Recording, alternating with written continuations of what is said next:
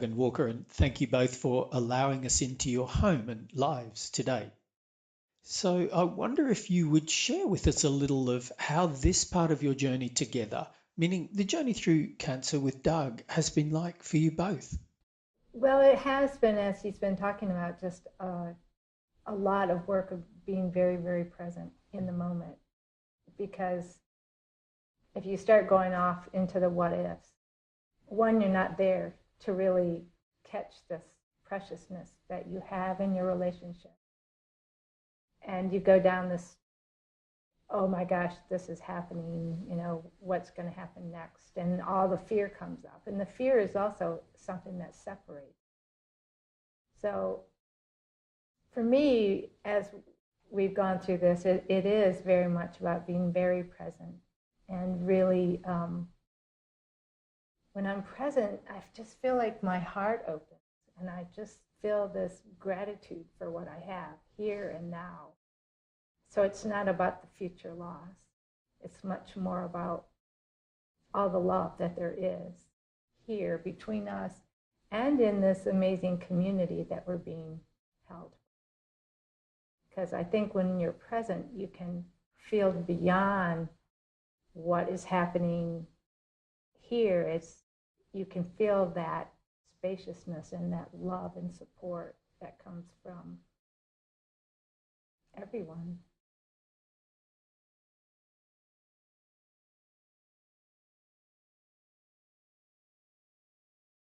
I find when I get most anxious around this it's always when I'm thinking about where it could go or what it could be like and so forth. And sometimes Walker will invite me back to this moment. And or when I have strong emotions come and they start to spiral up, she'll invite me to stay present with it. And it doesn't make the emotions go away, but that's not what we're trying to do.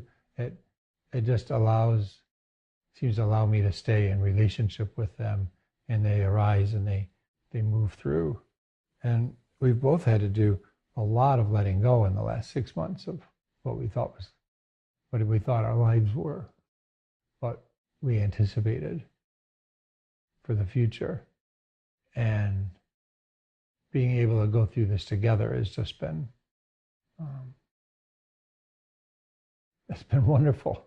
It seems sort of strange to say, wow, having stage 4 cancer and being in this hospice with my wife, it's not all jolly, but it's also incredibly rich and poignant and an invitation to be present over and over again. I've been deeply moved by your blog and the degree of honesty you both have chosen to share with us in there. I'm wondering how much this has been part of your way of meeting challenges. Yeah, I think writing the blog is putting into words something that you're experiencing, and it helps clarify what is happening for me. And then the responses that you get are so heartwarming that people are interested and that they're perhaps touched by something you've said. It's been a pretty amazing experience. And for me, the work in the blog is about being really transparent and not trying to hide what is happening to us. And that transparency is about being present. Once again, it comes back to presence, that when you're really present with yourself, you're accepting, or I'm accepting of what I am and what I'm doing, even though it may not always be the best reaction I would have liked, but it's being compassionate toward yourself too, that we're not always at our best. But I feel like by being transparent about that, you're letting other people know that it's about being authentic. And when you're really authentic, you're going to struggle with yourself and your reactions sometimes. That's just part of the whole thing, that we're not ideal.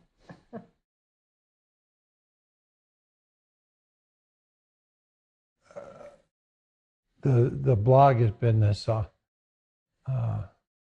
mean, it was originally just an email list of keeping people informed of medical stuff, but the list management kept getting harder, and more people wanted to be kept informed, and so it turned into a blog, and then that's become a really rich channel through which we can process, you know, externally what's going on with us. And every time Walker posts something, I'm touched by that. And every time I post something, then like people come back, people weigh in. It's a conversation, and people are sharing their own experiences. And we just said something about how precious poetry was in the dying process, and something like 60 people posted poems on the blog, and it's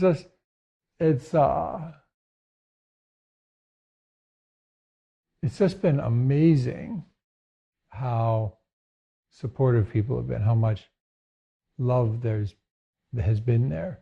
And I think some of that comes from being transparent about it, being public about it. It sort of opened the floodgates to love. And for me, one of the things that was important about this whole thing is not just like I go through cancer and feel sorry for myself and ultimately die, but that whatever lessons appear, whatever lessons appear along the way, those can be shared in a way that support other people's awakening, or other people getting a new perspective on their own life. That gives this whole thing purpose for me in some way. I also want to say the name of the blog was Life Lived Through You, and that includes cancer. It includes whatever we're experiencing in our life. That's what reality is presenting. So that is letting life live through us. And speaking for myself, I have no claim to be good at this. You know, my mind gets all busy, and I feel sorry for myself, and I act selfishly, and all these things. Like, my personality is still here, and I keep doing the things that I've always done. They create little messes in the world, or are hurtful to others. So I'm not proud of that. It's not like the perspective that comes from having terminal cancer eliminates all those things. It does put things in a sharper focus, a more rarefied kind of focus, I think, though, that I'm really appreciative of. You know, having what the cancer is revealing about life and death and relationship and how to move through difficult times. What it's revealing to us, or challenging us to discover, is really profound and powerful, and I'm grateful for it. I would love to have the lessons without the teachings without the teacher, but this is the way it's showing up. So once again, I'm just struck with the directness and honesty of how you guys are responding, both to me and to each other. And I'm really curious whether this ability to be transparent has radically shifted for you both since the cancer diagnosis.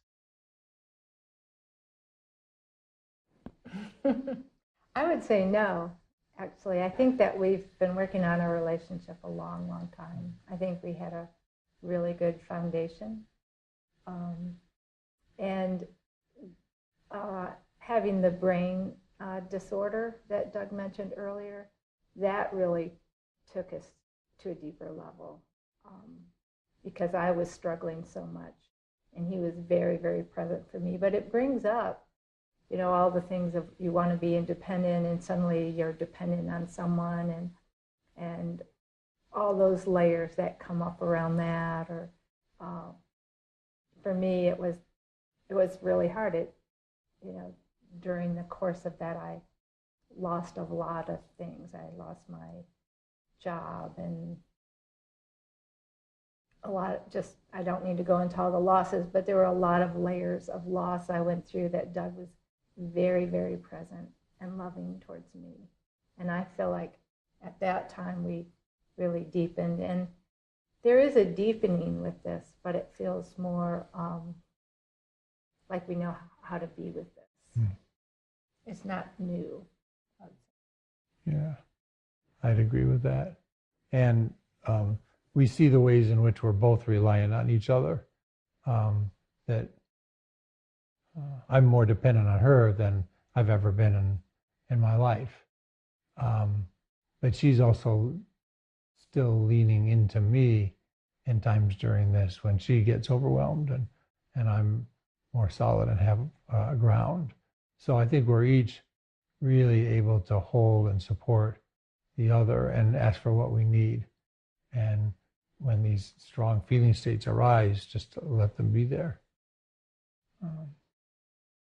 It's not a normal day around here if somebody hasn't cried before lunchtime. We also have a lot of humor. You know, if he's giving me a hard time, I'm like, you know, I can stand your oxygen, so you better back off here, buddy. That's right. And, you know, and that makes it lighter. You know, it's like cancer is not something we can't talk about or joke about, or, you know, we can be laughing one minute and crying the next. The roller coaster of emotions. And we do laugh a lot. And we have a lot of gratitude. Gratitude for each other and gratitude for this extraordinary life we've gotten to lead. Gratitude for the love and the support and the caring that has been so all around us. Yeah. Hearing you guys speak and witnessing this relationality, I'm really curious about what you think might be nature and what might have been nurture with both of you. What was already innate, and how did you construct and learn how to engage in this way? Well, first of all, a little bit of a disclaimer that we still have really stupid fights about really stupid things that can be pretty dramatic. And in fact, for the that makes me feel so good. Okay, sorry, I didn't mean to interrupt. But right. So you are still human. Yeah, we are still human. So just, you know, for the sake of transparency, you know, we had a pretty stupid fight a couple of nights ago. I don't even remember what it was about. I'm afraid to bring it up because she probably does, which gives her a little extra ammunition. And then one a couple of weeks ago. And for 5 months, we were in such crisis mode that she was really concerned for me, and I was concerned for how much she was dealing with. And we hardly had a cross word for 5.5 months. And now we're in this period of more normalcy. And she says she liked me better without my personality when I was really sick, because there's more to squabble about now when I have preferences and opinions. Both of our personalities have shown back up. There was, during the most difficult time, there was just this, I felt like I was in service to him. Mm-hmm. My role was to be in service to Doug in any way I could. And it wasn't like a conscious giving up. It was just, love was just there and holding me, and it was, so anything he wanted, you know, I was dressing him, I was helping him bathe, I was putting on his socks. All of that felt fine, and just, it was just an amazing connection between the two of us. And then he started feeling better, and he started to do a little more, and then he started having opinions. And I think having opinions came right after the day I could pull my socks on for myself. I know. And then we both showed up again, and then it was like you have your usual dynamics, and they don't have a lot of, I don't think they have as much weight as they probably once did. But Doug did say, gosh, we're going to have this issue. We're always going to have this issue. That's what he said. And I said, well, not really. You're sort of on a clock, you know, and then that issue will end, maybe. I don't know. He might haunt me from beyond. But so we're very human, too. Yeah. In the middle of one of those fights, Walker said, does one of us have to be dead for us to get along? which I thought indicated a certain loss of perspective on the whole thing. Yeah. And so it was reassuring when shortly thereafter she said, well, maybe it's a good thing we're fighting again. Maybe that's kind of normal. And to me, that was just really helpful to see that yeah, we can have these things, and it isn't a big deal, because the bedrock of connectedness and intimacy and being there for each other is so strong. It can tolerate disruptions and unskillful comments from each of us in ways that, at times in the past it couldn't. And it takes a long time to grow that. And it takes, I think it takes actively being willing to lean into the relationship before you discover the power that it can have. Well, and I don't think that there's an agenda to not have disagreement. It's not about trying to behave in a certain way. It's more about recognizing what's happening. I mean, we've even had arguments where one of us have walked out of the room and we've started over.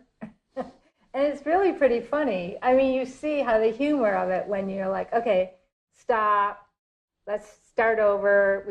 Somebody walks out of the room, walks back in, and then we start the conversation. And what that does is it just makes you realize how silly it is pretty often. But yeah, I just want to emphasize, though, it's about being authentic and waking up to what you're doing and then not judging yourself. And by doing that, by catching yourself, then it does start to change and you have less disagreements.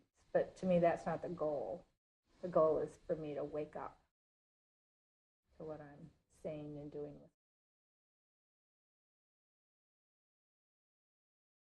There's another practical thing there about the making decisions is the way we hold it is the both of us has the authority, if you will, to make the decisions. And so, for example, with cancer, I can make a decision whether to pursue treatment or not pursue treatment, and ultimately that's my decision. And then on the remodeling of the house that we're living in now, we made an agreement that basically these were her decisions and she was going to make them. And for really big aspects of that, she bounced the idea around, but she took the project and ran with it. And so knowing that we can each be heard before a big decision, and then having been heard, we can let go of it and let it be somebody else's decision and go and support them in what that is. I think that understanding we've refined some through this process, and it's been really helpful. One thing about we coaches is we do tend to coach, and I know my own wife has stopped me occasionally and said, "Are you coaching me?" Now, I'm curious whether this ever shows up in your relationship, and if so, how? Me coaching her or her coaching me? Oh gosh, I hadn't thought about that, but whichever way, does it happen? I don't think I coach. I don't think I do that very much. I can feel the temptation to, but I also know that it doesn't work. And so I skip over the coaching stuff and go straight to giving advice, which also doesn't work. But somehow I think it maybe even works less.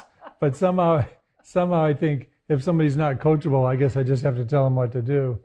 Right. But I proceed from the assumption that if she comes to me with a problem, that she wants to go away with a solution, and then it's my responsibility to help find it.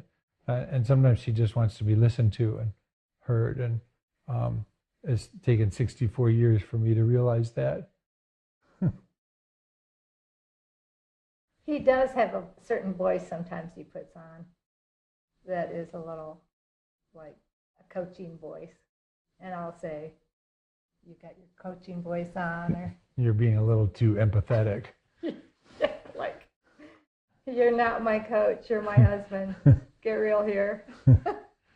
You're annoying me." So, I think that getting real part is like the last 6 months have been pretty real, Yeah. and reality keeps showing up in our world.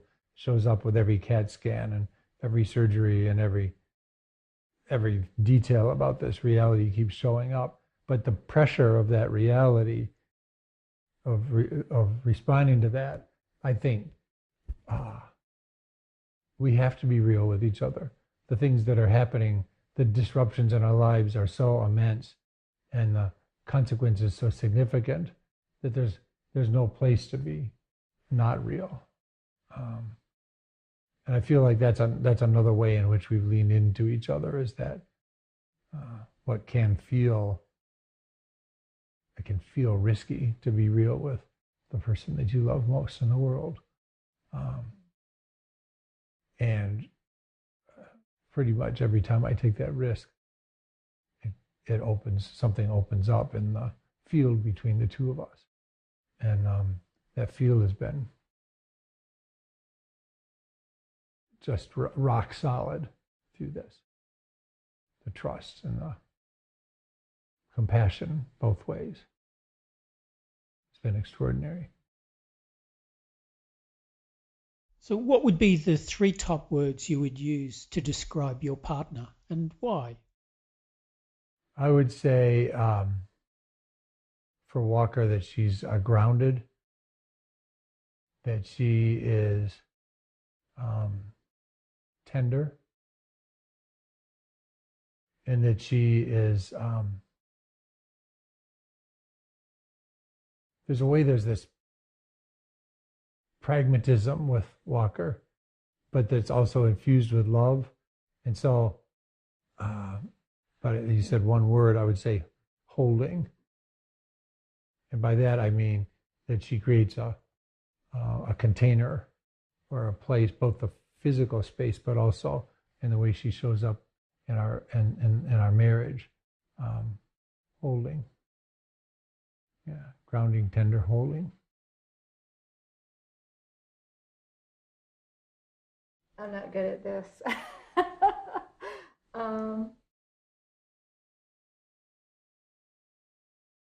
Authentic.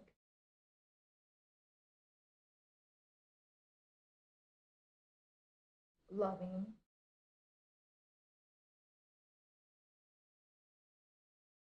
And vulnerable. And Doug's authentic to me in how he is present and holding space. What were the other words I used? Vulnerable. Vulnerable. He allows himself to be seen in a really deep way. I think that vulnerability comes with transparency and with being real. It's the sort of the letting down of those defensive structures. And even in the most intimate relationship in my life, I can still create those defensive structures, and so can she. And so vulnerability means just letting those go and being with each other. And we do that pretty well and pretty frequently.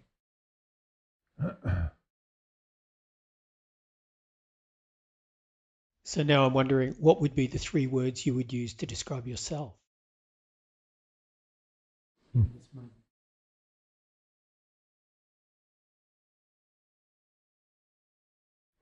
So I would say grounded, because I feel pretty settled in this conversation with you and Walker, Rod. So I would say grounded, and I would say spacious, because it doesn't feel like there's a rush or an urge. It's just being here in the conversation and letting it unfold. Spacious and grateful. Grateful for you and Ben and Lisa and others making this happen, and grateful for the opportunity to process my experience with Walker and you in this public kind of way. Because every time I put words to the experience. There's a meaning-making process that happens. So we're discovering as we go here too. Yeah. Calm. I feel calm. I feel a little curious about just this whole thing that's happening here.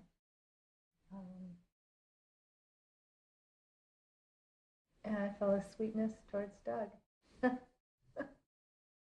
So that's kind of a snapshot of what I'm feeling right now. I'm not sure if that was quite the question. We feel that sweetness pretty often. And I think, and one or the other of us will say, oh, I feel really tender towards you right now, or I feel happy right now. And some of those things happen at weird times, like we're both lying awake at 3 o'clock and my symptoms are up and I'm tossing and turning and I wake her up and we're both lying there trying to go back to sleep. And one or the other of us will say, you know, this is okay. I can do this. I'm really happy right now. And then the other one will feel that. And there's a kind of connectedness there, a resonance between each of us knowing that the other one is experiencing that same tenderness. It seems a really little thing, but it's just